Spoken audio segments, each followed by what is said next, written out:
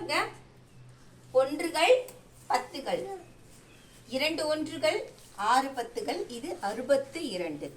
9 ஒன்றுகள் 2 பத்துகள் 29. இப்போ 62லேருந்து 29 நம்ம கழிக்க போறோம். கழிக்கலாமா?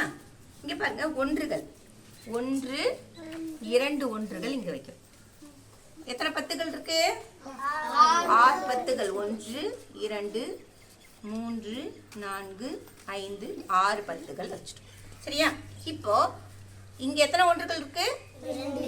எத்தனை ஒன்றுகளை கழிக்கணும்? 9 ஒன்றுகள். இப்ப இருக்கிறது 2 ஒன்றுகள்ல 9 ஒன்றுகள் கழிக்க முடியுமா?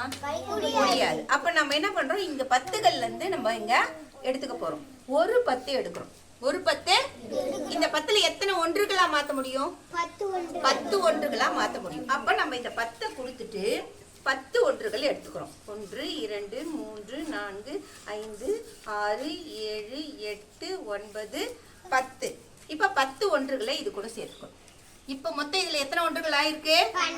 12 ஒன்றுகள் ஆயிருக்கு இல்லையா? இப்ப இங்க எத்தனை 10 இருக்குன்னு முதல்ல போட்டுடணும் இல்லையா? இங்க இப்ப எத்தனை பத்துகள் இருக்கு சொல்லுங்க? 5 பத்துகள் தான் இருக்கு. அப்ப இதையும் நம்ம மாத்திடணும். இந்த வேலையை முதல்ல முடிச்சிட்டோமா? இப்ப கழிக்கலாமா? இப்ப ஈஸியா கழிச்சலாம். இப்ப 12 ஒன்றுகள்ல 9 ஒன்றுகளை கழிக்க போறோம். 1 2 3 4 5 6 7 8 9 கழிச்சிட்டோமா? இது மீதி. எத்தனை ஒன்றுகள் இருக்கு? 3 ஒன்றுகளை இங்க வச்சிரும். அப்ப இந்த இடத்துல என்ன எழுதணும்? 3 எழுதணும். சரி, இப்ப இங்க எத்தனை பத்துகள் இருக்கு? எத்தனை பத்துகள் கழிக்கணும்? 2 பத்துகள். 1 2 கழிச்சிட்டோமா? மீதி எவ்வளவு இருக்கு? 3 பத்துகள் இங்க. நம்ம இங்க என்ன எழுதணும்? இப்ப சொல்லுங்க பார்க்கலாம். 33. 30 சொல்லக்கூடாது, 33. இப்போ 62ல இருந்து 29 கழிச்சா நமக்கு வந்திருக்கிற விடை என்ன? 33.